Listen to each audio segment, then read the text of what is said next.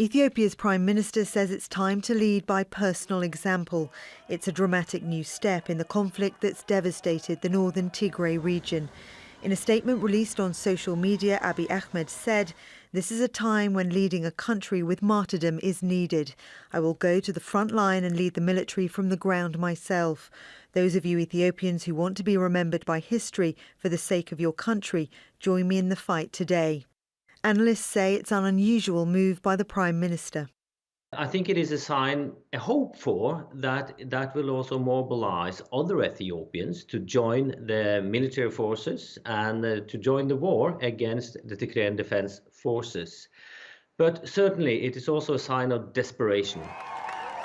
In response to the Prime Minister's statement, the spokesman for the Tigray People's Liberation Front tweeted, "Abiy's mimicry of Ethiopia's wartime emperors has taken on an all too palpable schizophrenic overtone.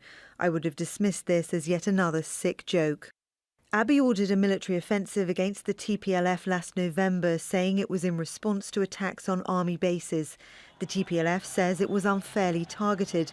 But in June this year, Tigrayan fighters recaptured the regional capital, Mekelle, and they're now advancing on the capital, Addis Ababa.